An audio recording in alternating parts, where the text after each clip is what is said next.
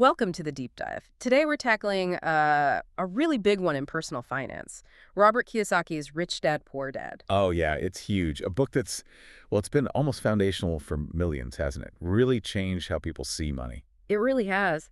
And our mission today, is to kind of cut through everything, look at the core ideas from the book itself. I've dug into the key parts, yeah. Yeah. Trying to get to the heart of why it's still so influential, why it shifts financial thinking. Exactly. So maybe you're just starting out with managing your money, or maybe you're looking to tweak your approach. Or maybe you're just curious Yeah. about shifting that whole money mindset. This deep dive should have something for you. We're hoping for some maybe surprising facts and definitely some actionable ideas. Might make you rethink a few things. Okay, let's get into it. All right. So the book came out when? 1997. That's right, 1997. And the whole thing is built around this really compelling story.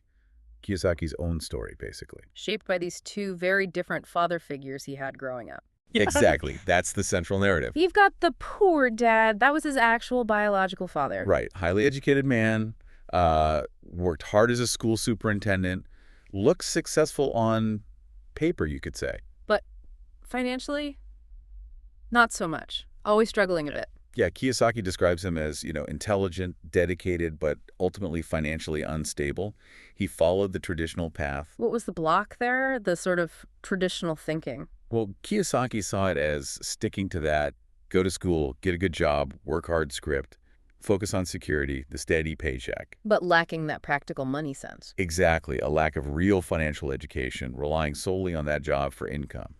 That was the core issue he identified. And then the total opposite, the rich dad, not his actual dad. That was his best friend's father. Yeah. And this guy was, interestingly, a high school dropout. Wow. But he built businesses, became wealthy. Yeah, built a significant business empire. Yeah. And Kiyosaki gives him massive credit for teaching him a completely different way of thinking about money, the wealthy mindset, the habits. It's that contrast that really drives the book. Totally. And it's important to stress, like you said, it's not a how-to guide, step-by-step, for getting rich. No specific stock picks or anything. Right. It's much more fundamental. It's a blueprint for shifting your mindset, how you think about money, assets, liabilities, and, crucially, financial education itself. Like reprogramming how you approach finance.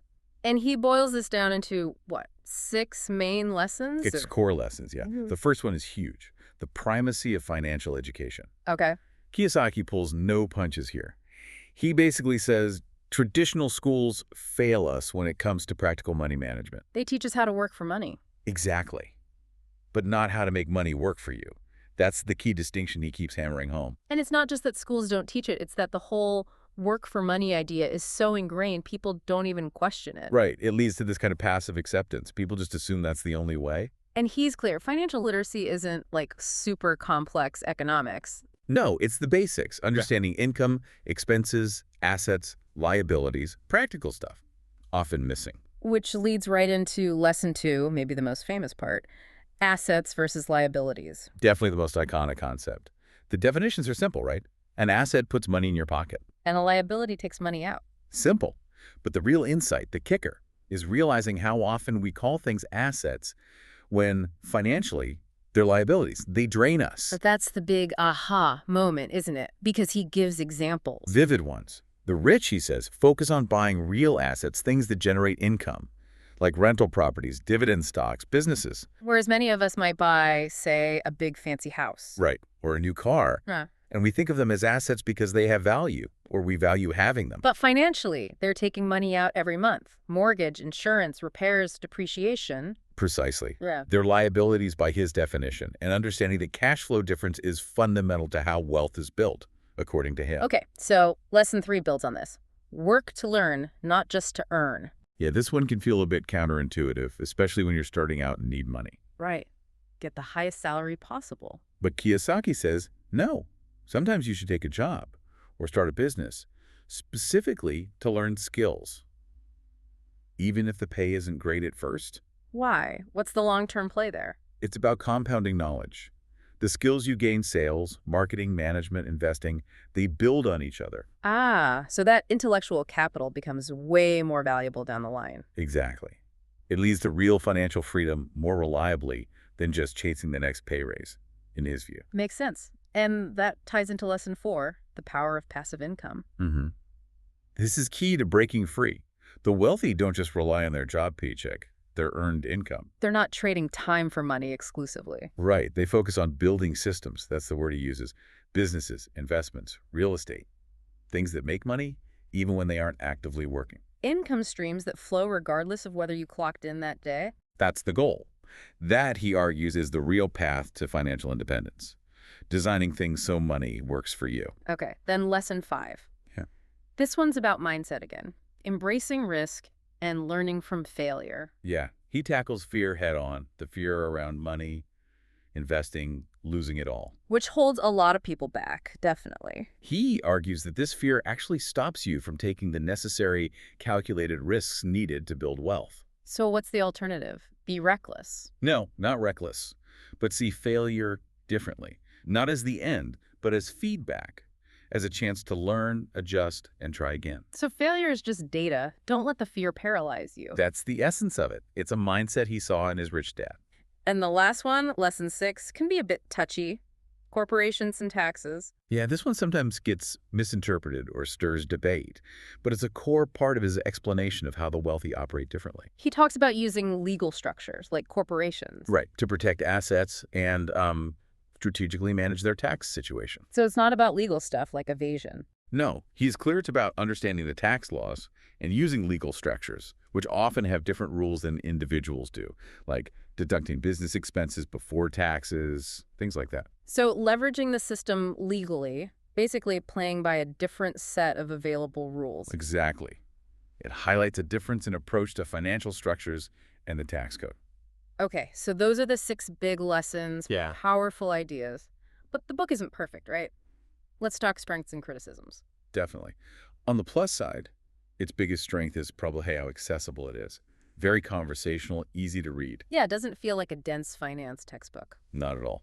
It simplifies some complex ideas, makes them relatable, and it really did challenge how people thought about school, jobs, success. And it's undeniably motivating for a lot of people. Gets them thinking about entrepreneurship, financial freedom. Huge inspirational value. It empowers people, gives them a sense that they can change their financial situation. Okay, but the criticisms, what are the main ones? Well, one common one is that it oversimplifies things. Maybe it makes investing seem easier or less risky than it actually is. Like, just buy assets without enough detail on the how or the risks involved. Sort of, yeah. Also, some people raise questions about Kiyosaki's own business background and history. Does it align with the advice? That's fair to ask. What else? The strong focus on real estate. Some feel it downplays other valid ways to build wealth, like stocks or other businesses. Leans a bit too heavily on property, maybe. That's the critique, yeah.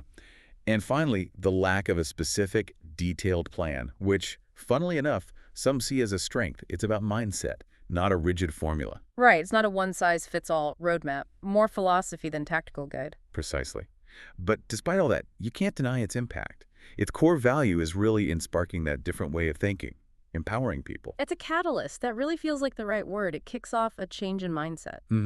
A powerful message about taking control, about financial literacy, about questioning the status quo. So, thinking about who really benefits from engaging with these ideas, who should pick up the book or really think about this deep dive? Well, certainly anyone feeling stuck in that paycheck-to-paycheck grind, it offers a totally different perspective. Yeah, a potential way out, mentally at least. And people looking to start investing but feeling overwhelmed. It gives a basic framework, a starting point for thinking. What about younger people, just starting careers? Absolutely. Young professionals, building that strong financial mindset early, invaluable. It can set a completely different course for their life. And parents too, right, trying to teach kids about money in a practical way. Oh, definitely. The simple asset-liability distinction alone is a powerful lesson to pass on. So it really asks us to look hard at our own lives. It does. Which leads to a final thought, maybe. Building on his core idea. Okay. If an asset truly puts money in your pocket and a liability takes it out, take a moment and ask yourself, what assets are you actually building right now? Things that will genuinely generate income or grow long-term. Right. And maybe more importantly, what liabilities are you holding on to, perhaps without realizing it, just because they seem normal or look good? Things that are consistently draining your resources. Where is your money really going? Exactly. It's a powerful question to sit with. Where is it truly flowing?